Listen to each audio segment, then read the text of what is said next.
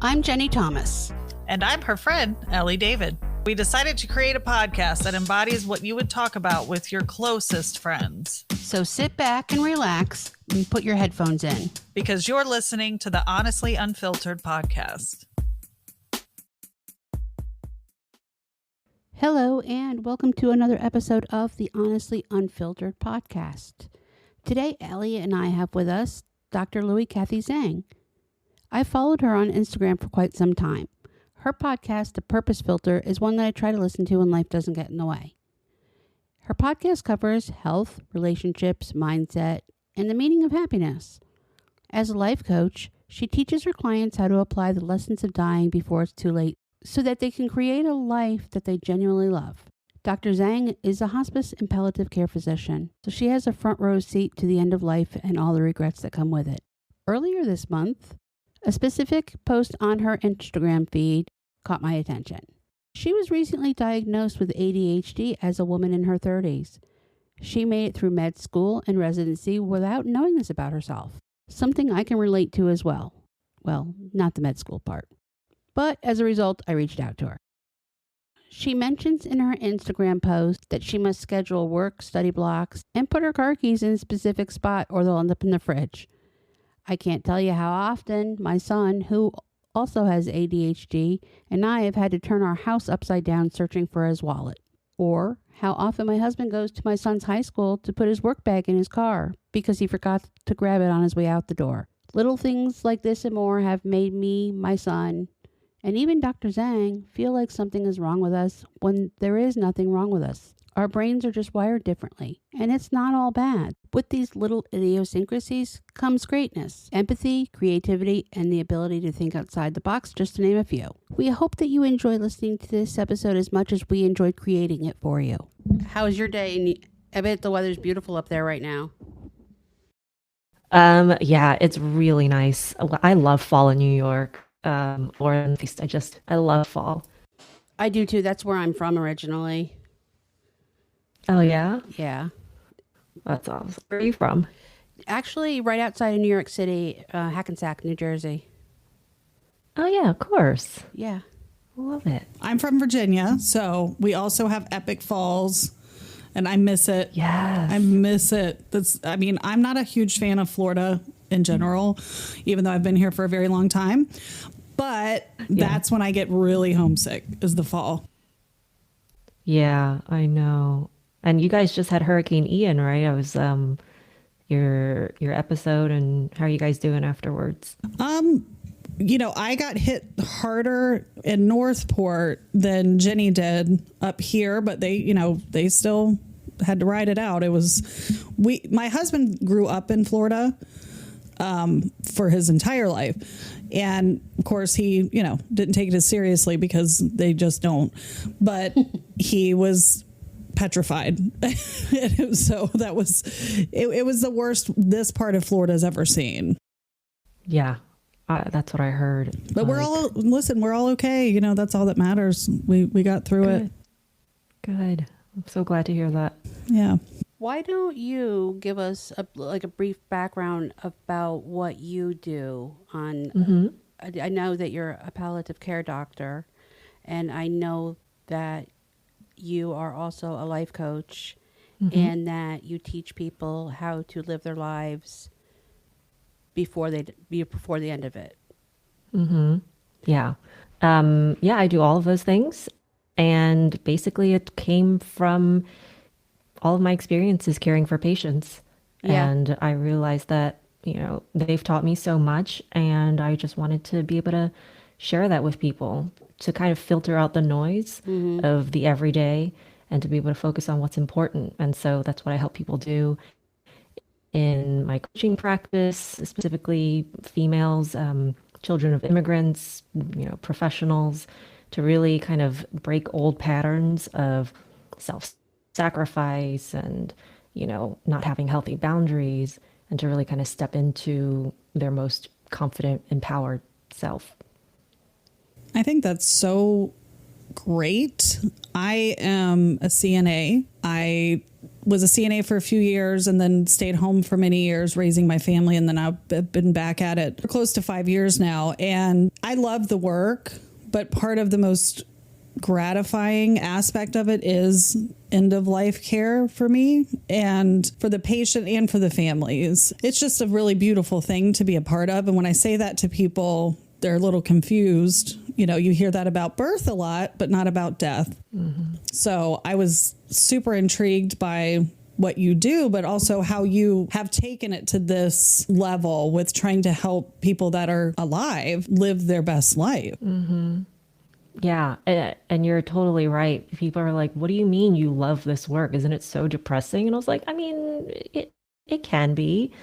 And at the same time, it's how you think about it. It's how you phrase it in your mind. And so being able to bring that to people upstream 20, 30, 40 years so that they don't have to wait until they're sick or dying or someone that they love is sick or dying or has passed, to be able to be like, oh, like this is what's important. This is what I want to do. And Absolutely. being able to live their lives in accordance. I know you see it a lot with people where I have with that are diagnosed with cancer, and they say, well, if I get better, I'm going to do this, this, and this, and I would do this differently. And luckily, many times they do, but then sadly, a lot of times they don't get the second chance to live life to the fullest. Oh, yeah. Mm-hmm. Yeah, precisely. What brought us here in our conversation, you were recently diagnosed with ADHD, correct? Correct. Just about 3 weeks ago. Wow. How did that come about? It was so funny. I had someone I was working with. She had helped me kind of with website design and kind of building out my brand. And so we started following each other on social media, and she shared a post. I think it was something about either having a lot of tabs open on our website browser or something like that. Yeah. And I replied, I was like, oh my God, this is so me. And then she went, do you have ADHD? And I was like, huh? What? No, of course not. I would have known, right? And then so she sent me just a post. I forget which account it was, but it was like, rarely known signs of ADHD or something like that. And then I swiped through and I was like, oh my God, holy crap. Like I have all of these. And so I started, that was like, I would say maybe about maybe 6-8 months ago, maybe even close to a year actually. And so I was like, oh, and so I let it kind of marinate. And then I finally decided, I was like, you know what, maybe I should actually get diagnosed. I looked at the diagnostic criteria because, they teach us that in school. And I was like, I fit all of these. So I'm 99% sure that I have it. And I've always had it because I think that for the diagnosis you have to like have these symptoms in childhood earlier than age 12 or something like that. And so I was like, but I probably shouldn't diagnose myself with it. I should probably ask someone. So they diagnosed me, and it made like so much sense. And I know, is it Jeni that also got diagnosed? Yeah, Jeni. Yeah. Mine came in a roundabout way. My son has ADHD. As I said, he's 18 now, but he was diagnosed in 2nd grade, and it was a very severe, very typical, he couldn't sit still. And we went through many years of therapy and medications on and off. And finally, in the last couple of years, he decided he didn't want to take medicine. So I never forced it on him. But actually, this past week, he asked me, can you take me back to the doctor? I think I want to try it again. So I did take him back, and he started taking Vyvanse again because he didn't really give the Vyvanse a shot. Adderall made him very angry and not happy. Concerta made him a zombie. Vyvanse, when he was on it, he said he didn't notice a difference, but he was also always on the minimum dose. And I said, you have to give it a chance, but I'm not going to force it on you. I want you to do what makes you comfortable. So he said he wanted to try it, and he told me he's been on it about 5 days now that he feels calmer inside. So, and he feels a little bit more focused. So that made me happy. But I always wondered, well, where did he get this ADHD from? It's not from me, not from my side of the family, not from my husband. And as you know, I've always known that I'm distracted. I've seen the quote about the computer browsers having a million open. That is me. I can start doing one project. I can start editing a podcast at noon, but realistically, I'm going to get sidetracked a million times a day, and it will be 9:00 at night before I actually edit that podcast. And I have been seeing a weight loss specialist doctor for a little over a year and a half. And we had, I was taking a weight loss medicine, and we had a conversation one day, and the practitioner I see is excellent. She has diagnosed so many little things and with me and pays attention. She's like the one practitioner that listens to everything, because I have an autoimmune disorder also. I have lupus. And I said to her, well, you know, I can almost relate to an alcoholic with food, because I'm the type of person that if someone came in with a pizza or a bag of McDonald's, I wouldn't eat it, but it would sit there and sit there and sit there. But when they left, if they left it behind, then I would eat it. And she said, do you eat in secret all the time? And I said, well, not all the time. But then it did hit me that many friends have said, well, I never see you eat. So why don't you lose weight? Well, I don't eat enough, because there's this guilt around eating, because I've always been on a diet. So she said, I'm going to send you something. And she had me take a quiz, and she said, you have a borderline binge eating disorder, which obviously I hesitate to say that. And I've talked about it on the podcast, because people, when they say binge eating disorders, they think of gorging and purging and stuffing themselves. And I don't do that. But I don't eat around people, because there was the shame of, you know, eating when I was a kid, because I was overweight.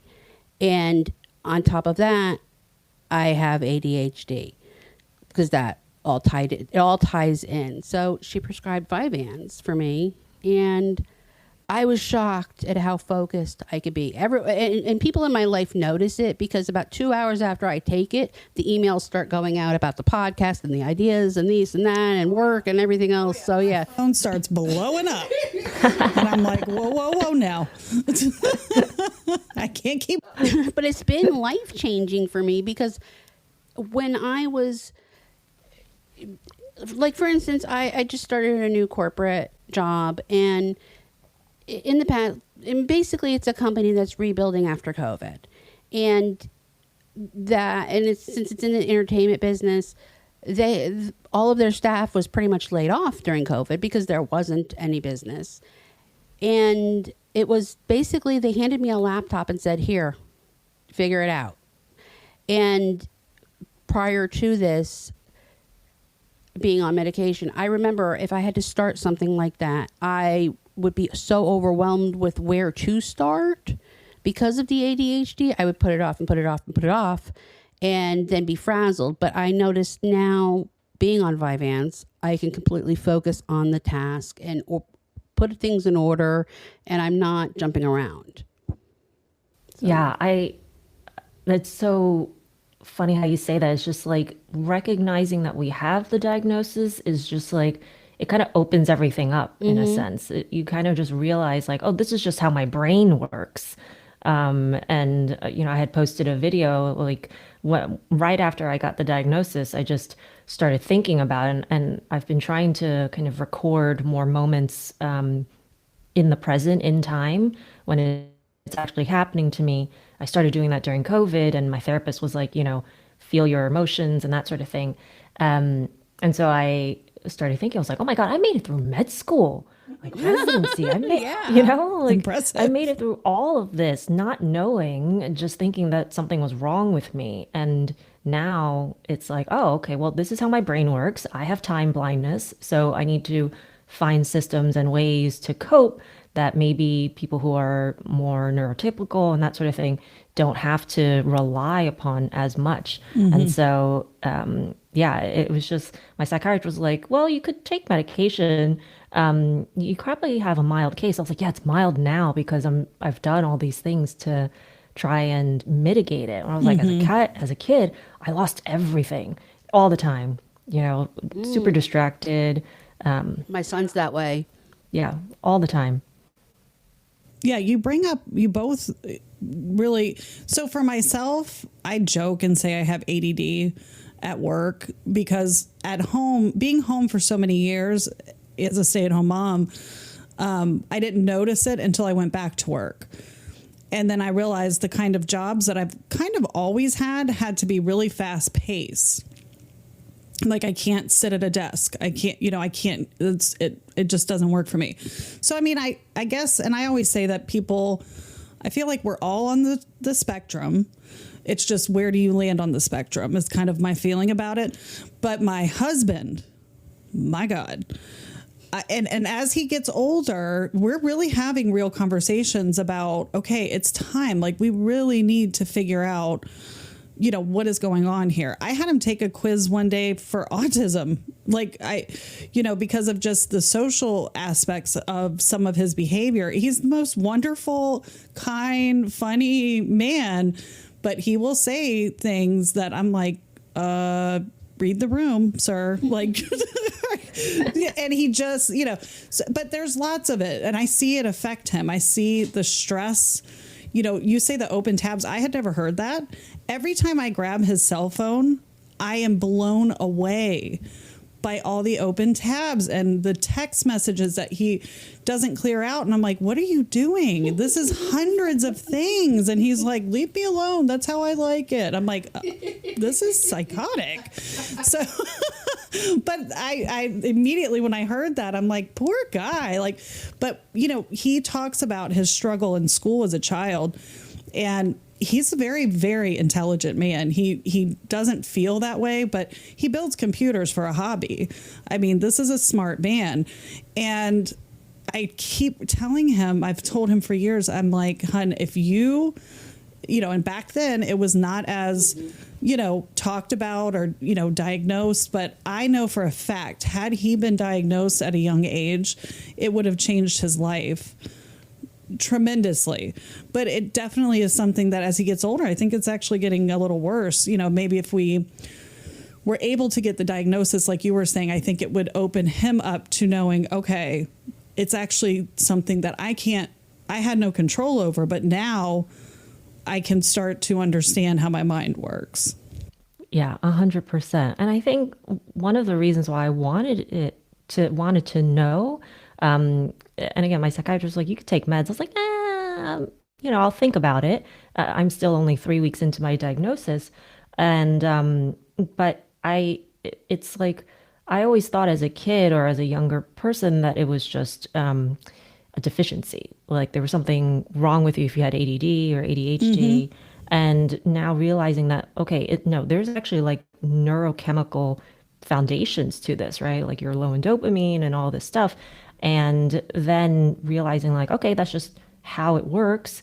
And that it also provides like a lot of great superpowers for us, right? I've always been a very outside the box thinker. It's always very easy for me to come up with ideas, and people would be like, how'd you come up with that? I was like, what do you mean you don't see it? No, I've been doing this for, a decade. I was like, okay, well, happy to help. And so realizing that there are superpowers to it. That's you, Jeni. Right? Jeni is the same way. We go to Jeni for everything. And she always comes up with and every time she'll say like an aha thing. And I'm like, how did you think of that? It's so perfect, but I would have never thought of it. That is you. And my husband also. Thank you. That is a superpower. Exactly.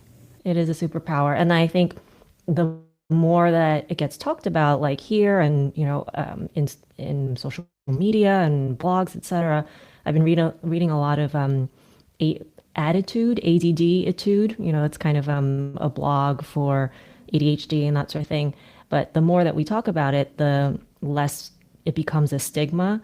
And I think for some people, they think like, oh, if you say that you have it, it's kind of like a crutch, right? Like, oh, I have ADD, so it's an excuse for me to not, whatever, be productive or to procrastinate or whatever.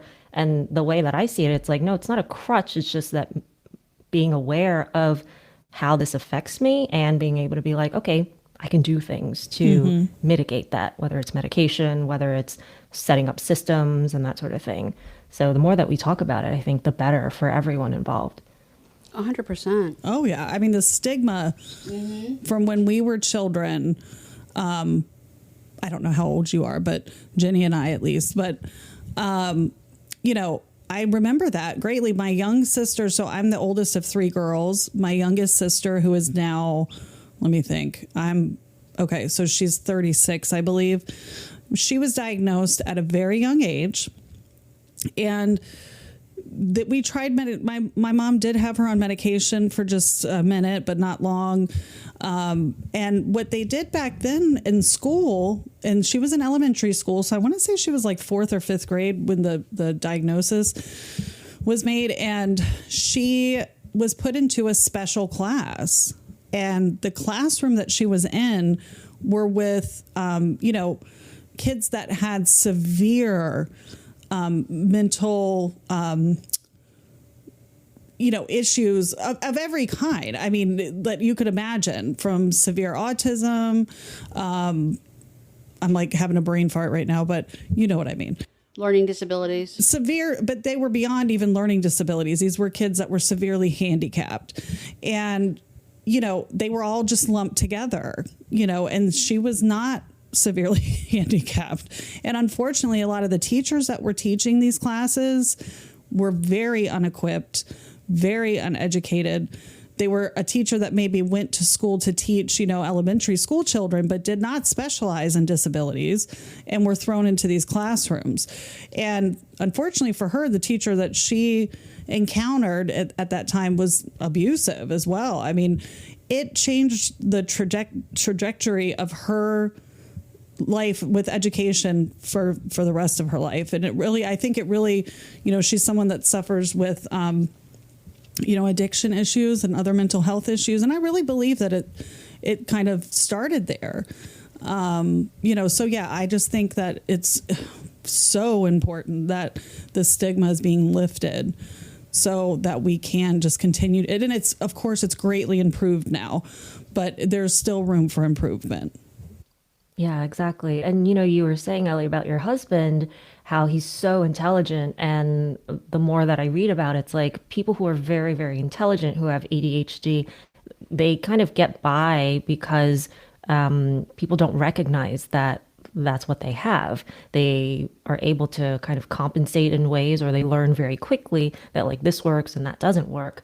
And especially in women, like I know so many women who are now in their 30s, 40s, 50s, who are like, oh, I just got diagnosed, and it just totally blew open their mind, where they're like, oh my God, this is how I've been my entire life. And, like you said, with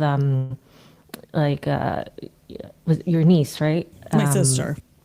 Your sister, I'm sorry. That's okay. ADHD is definitely related to having higher incidences of addiction too, just because of, again, how our brain works.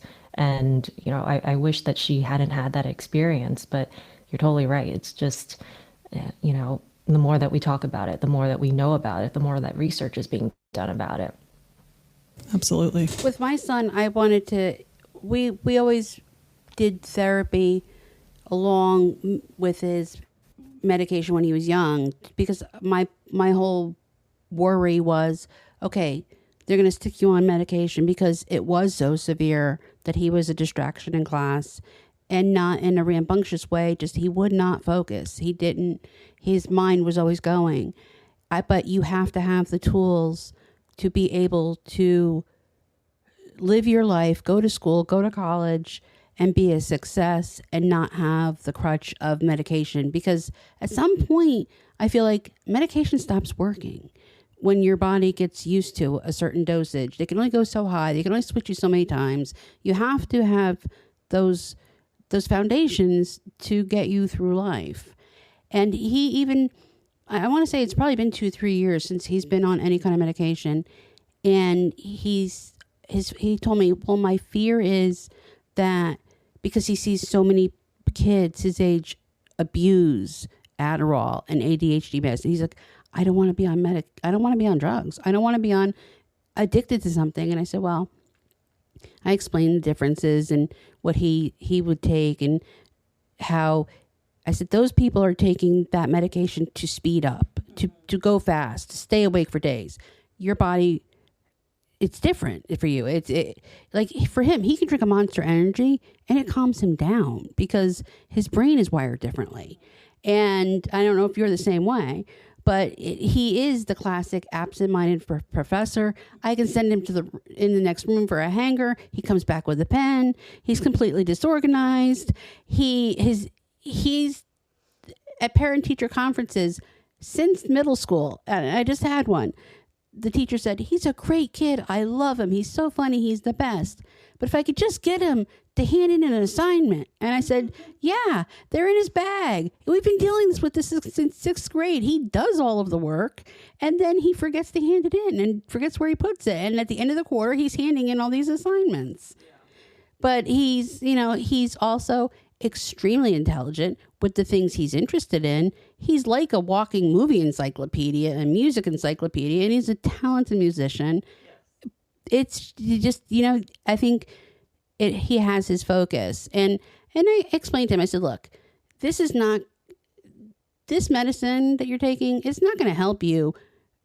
It's not going to help you enjoy science or enjoy math or enjoy something, make you want to read. It's going to help you focus on it, but you're still going to love the things you want to love, and you're still going to be bored with the things you're bored with. Well, and it's important too, I think, that you can point out to him that what leads to a lot of addiction with people is these diagnoses, especially mental illness going undiagnosed, or a disability going undiagnosed. And because of the symptoms of that, and people start to medicate, they start to use drugs and alcohol because they feel so out of control that's, I believe, what happened with my sister. To a big degree. Is there other factors? Of course, but because you don't have the coping skills whatsoever, then everything that we all go through things in life that are traumatic, that are, stressful, but certain people, depending on what the diagnosis is, are even more traumatized, even more, it's even more stressful, so yeah, it definitely leads to that, I think. Yeah. And it's, you're talking about your son, Jenny. It's just, I think a lot of people think that if I just have this, then my life will be better. If I just have the medication, or if I just, get that thing, whether it's, material possessions or any of that stuff, it's just, we think that there's a cure-all for some things. And again, it's really about our perception of what's happening, like the stories that we tell ourselves about our current situations, the challenges that we go through. And I see this a lot with my patients and, my clients too. It's really about the emotional awareness, the kind of mental health that we really focus on, to be like, okay, what's the story that I'm telling myself about this, even though it could be one thing or another. And that's how, we relate and perceive the world as a result of that. Yeah, I agree Absolutely. with you completely.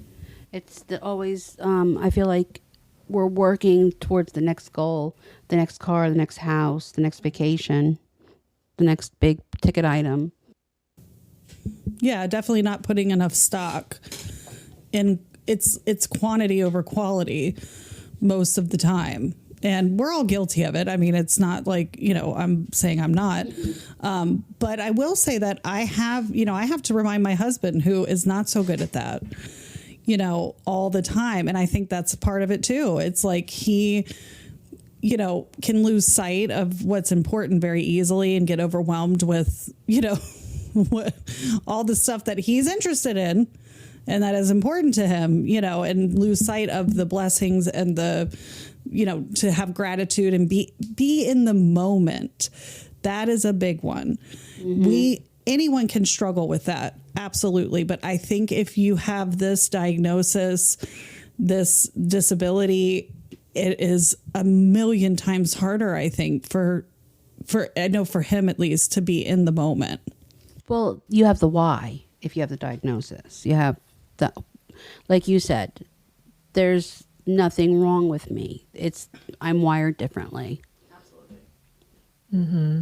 And yeah, that was the biggest thing and that's why I started just getting very emotional, because my entire life I thought that there was something wrong with me. And then I found out again very recently that I'm also a highly sensitive person. Like as a kid, I cried all the time.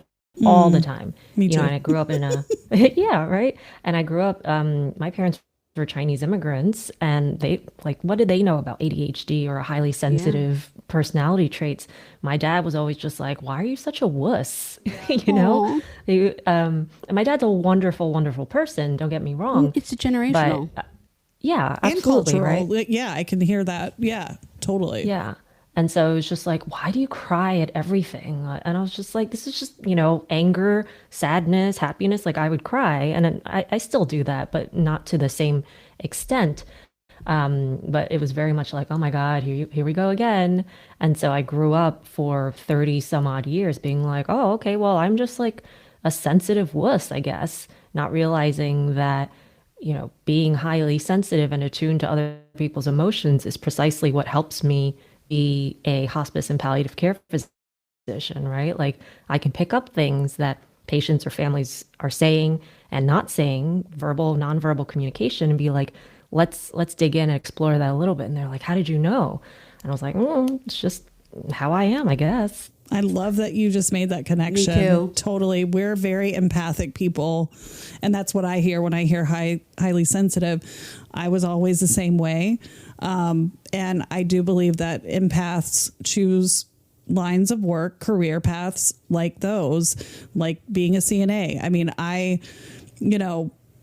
yes, I totally get that. I mean, I just can feel things and I'm in tune with things. And, it was always weaponized against me when I was younger.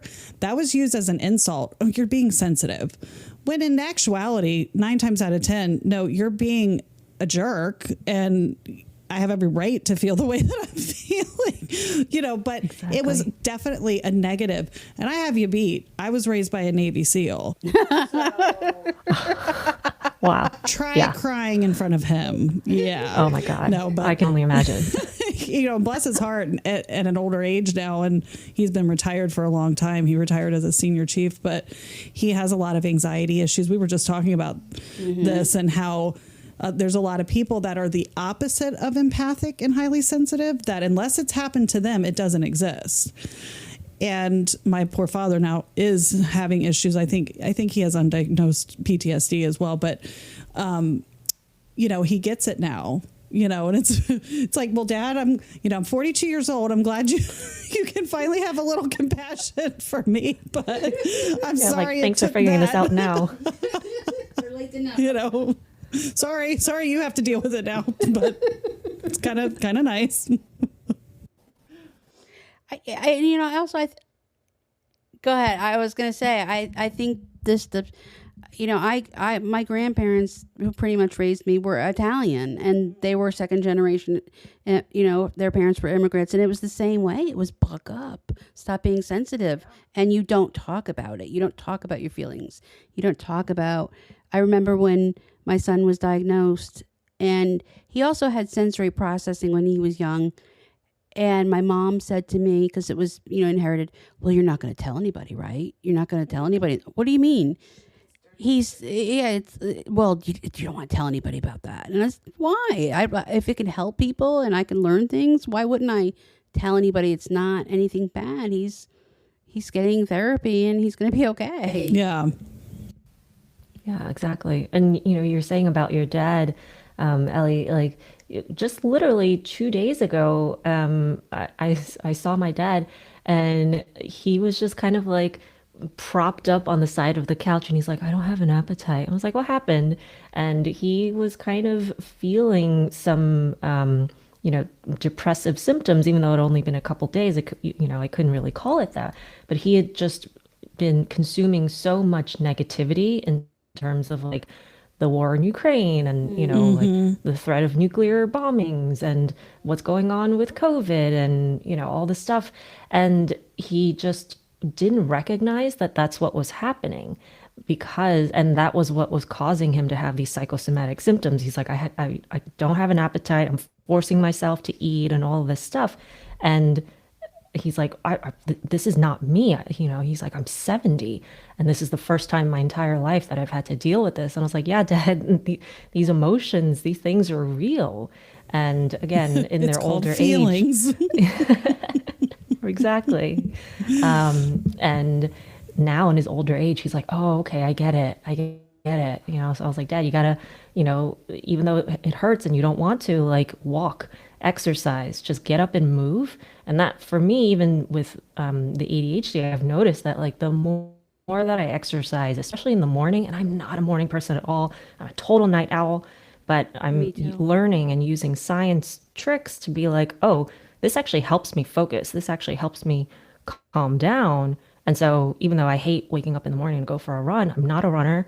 I'm always like, if I'm running, it's because someone's chasing me. That is my favorite.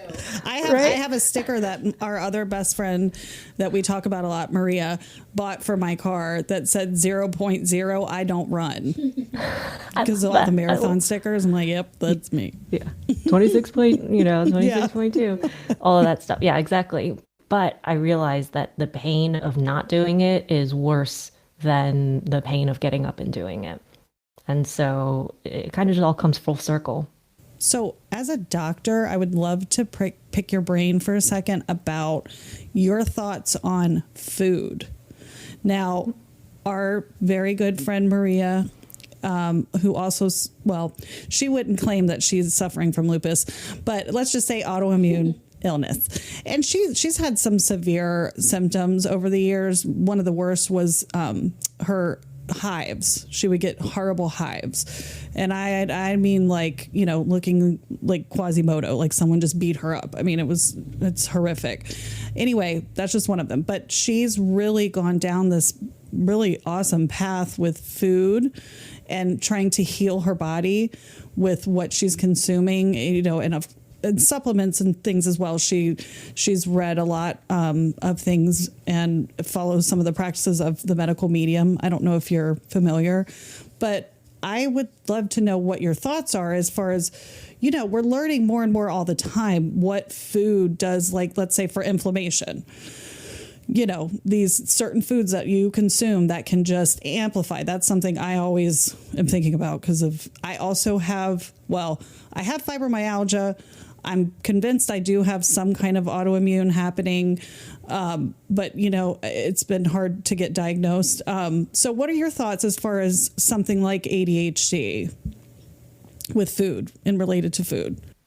Yeah, I mean, so I will put a caveat that, like this, I'm just speaking from anecdotal experience, and like, my research and that sort of thing isn't in food or inflammation, but I do have kind of an immune mediated condition, in addition to ADHD. And I've noticed that for myself, and what you said about your friend, so true. Like, I always thought I could eat dairy. I thought, that's not an issue. And I remember I just feel so down, just mood wise. Mm-hmm. And I always had a lot of acne when I would be on it. And then I've developed a soy intolerance, which as an Asian is really upsetting. Oh, I bet. Yeah. I love tofu and I love soy milk. But it just doesn't do my body any good.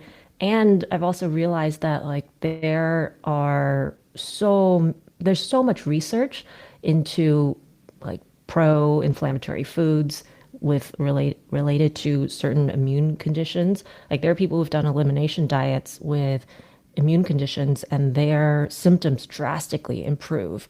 And everyone is different, right? Some people have major allergies to foods or different compounds, and then some have minor ones, and we don't even realize that it's affecting us because we're just like, oh, I should eat, I should have dairy, or I should have gluten, or I should have all of these things. And so I'm learning more and more about that too with respect to ADHD. Like I started taking a magnesium supplement, not for ADHD, but because I was having a lot of migraines probably earlier this year.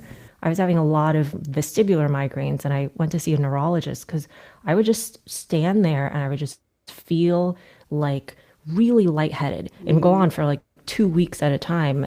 Just like would just stand and I'd just be like, what is going on? Like it wasn't vertigo. It wasn't like the room was spinning.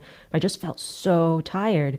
And he even did an MRI. He's like, just to make sure that there's nothing else. And he prescribed me magnesium supplements and it went away. And so even for me, I was like, wow, this is evidence-based. He was like, he sent me all the research papers because he's like, I know you're a physician. I know you want to see the data and all that stuff. So he sent me all of that. And I haven't had migraines since then, vestibular migraines. Yeah. And so there's a lot of research that is going into like omega-3 fatty acids for ADHD. I was just listening to the Huberman Lab podcast. I don't know if you're familiar with him. His name is Andrew Huberman. He's a professor of neurobiology and ophthalmology at Stanford, and he talks a lot about the brain, neuroplasticity, all this stuff. And he published an episode about ADHD, and he's like, I realized the irony of this because I published a 2-hour and 15-minute episode on ADHD. And I was like, oh, yeah, I get it. It's not I had to consume it in like chunks over 4 days, but he really goes into like the neurobiology of what is actually happening in the brain of people with ADHD. He talks about the medications. He talks about the supplements that are science-based and research-driven. And so that's been even a huge help for me myself. I'm like, okay, well, maybe I can find ways to incorporate more omega-3s in my diet and or find supplements. So yeah, there's a ton out there for people, especially related to food and supplements and disease. I have to check that out. It sounds really intriguing. Yeah, and Maria has given me a list of, my son's always been a very picky eater because of texture and things like that, and now that he's getting older, he's overcoming a lot of it. But she had given me a list of fruits and vegetables and things that he should be eating to help his brain think and process and work the way it's supposed to also. Yeah. I just thought she might get a kick out of a doctor actually backing up some of her little witchy ways. No, seriously though, I'm so proud of her. I mean, yeah. She's doing what I'm not brave enough to do. She was very sick at one point. Yeah. Yes. And she keeps telling me that. She's like, when you get sick enough, you will get sick of it and you'll come. But and she's right. It's like, obviously I haven't hit my bottom yet, but, she's done incredible work to really, she has reversed things that were just, it's unbelievable. So, and I do try to practice some of it. I'm just not going full force, yet, but, it's interesting just to get, your perspective. Yeah. It's a process. My husband just read this book called The Mind-Gut Connection, and it's on my shelf. I'm going to read it soon. But there's so much out there about like the gut microbiome and just absolutely, the connection there. He was even telling me how there was one thing where depending on whether a birth was vaginal versus cesarean, there's a difference in, I think he said, the incidence of autism, because as you go through the birth canal, you get exposed to the mother's own microbiome in the vaginal canal. And so I was like, okay, so it sounds like if we were to ever have a kid and I have a cesarean, I just need to find a way to make that happen like afterwards or something. let's extract and just like smother your face in it. There's going to be something. No, that's not recommended. I'm purely making a joke. Well, I'm glad you mentioned that. And I think that's one Maria's read too. And I haven't read yet, but I want to. But, my oldest daughter, who just recently had a baby 6 months ago, so I'm a grandma and I'm so happy. She has suffered with depression and anxiety off and on her entire life. And of course, having a baby and stuff, whatever. But she eats like a dumpster fire because she, unlike me, has always been tall, thin, blonde, gorgeous, never really thought much about it. And, I keep pushing that with her. I'm like, listen, you are feeding this thing that's happening to you. It's affecting your gut health is poor. So, and not that I'm like, fantastic, but I do notice it. And I keep telling her, and the days that she'll actually eat decent, she feels better, and it's incredible what the connections are that they're making with that. Yeah. And I think a lot of us don't even realize how poorly we feel until we feel good. Yeah. Mm-hmm. Yeah. Yeah. 1,000%. Oh my gosh. When I have a good day and I've gotten some exercise in and, I've eaten, I've made good choices and I'm feeling pretty good. And I'm like, dang, those bad days are really bad. Yeah. I notice that if I'm eating very healthy for a long stretch and then I have something bad, and 20 minutes later, your body feels a certain way. It's like, oh yeah, that's why I don't eat that anymore. It's really, all those MSG and all sorts of chemicals that are in processed foods now. Yeah. And it's all these fundamental things where it's like, we've been talking about this for years, like drink enough water and get enough sleep. I just came across a statistic where it was like, how in daylight savings in the spring where you spring forward and you lose an hour, apparently there's like a 24% higher rate of heart attacks and traffic incidents the next day when we lose an hour of sleep, and versus the same reduction in heart attacks and cardiovascular events in the fall when we gain an hour of sleep. Right. And that's just an hour. And so now I'm like, okay, well, I'm really going to focus on my sleep. And I've noticed that, again, with my focus, with ADHD, if I get enough sleep, I can focus, I can do things. Whereas if I don't, even if it's an hour, which doesn't seem like a lot, I always thought, I'm like, oh, I can live on 6 hours. It's not a big deal. I can definitely tell that I'm different. I'm not as sharp. I'm not as focused. And my brain just goes haywire. I'll be working on something. I'm like, oh, you know what? I should take ballroom dancing lessons. And I'm like, this has nothing to do with my podcast right now. Like, this literally happened to me. Squirrel. Exactly. This literally happened to me. That's our favorite thing. We'll go down the rabbit hole and it's like, squirrel, wait, let's get back. Literally happened to me this morning. And, I was texting you guys yesterday and I was like, if I don't send this message, I'm going to forget and I'm going to panic tomorrow. So it's no pressure. I just, this is how my brain works now. Mm-hmm. Me too. It's, if I'm not in bed by 10, 11 o'clock, forget it. I catch a second wind. I could be up till 2 a.m. and then the next day I'm a zombie. I notice if I am rigid about my sleep hygiene and I go to bed, make myself go to bed and not pick up my phone once I get there. Because if I pick up my phone once I get there, it's another 2 hours down a rabbit hole, a million browsers open that are saved to read tomorrow. And it's exactly the same. It's amazing the patterns that we have that are so similar. Yeah, totally. And there's so many of us out there. We just don't even realize it. Honestly, after listening to everything, I think I need to take the quiz, wherever the quiz is, in case. I'll find it for you. I am relating to a little more of this. Not from my childhood, though. Like, I'm thinking back, I did have OCD and I was diagnosed with OCD and they were classic OCD behaviors and I still have them. But yeah, I don't really relate but as an adult, there's things that I'm like, I know we only have a few minutes and you have to go, Kathy, but real quick, I want to ask you, my son, I notice with him a very strong OCD things that he works on breaking. Do you have that as well? I have like little tendencies here and there, but I wouldn't classify myself as having those overarching, like it's a compulsion, right? When you look at the actual criteria for OCD, it's not just like I like having things a certain way. It's like it has to be, otherwise, there's consequences, and you just feel something. And so I personally don't have that. I have little things that I like here and there. And then Ellie, I wanted to say that in the Huberman Lab podcast, he was also talking about this really interesting thing where now there's probably some talk too, where the increase in smartphone usage, distractions, and all of this stuff over the last 10, 12 years, when smartphones first came about, may or may not be leading to things like adult onset ADHD.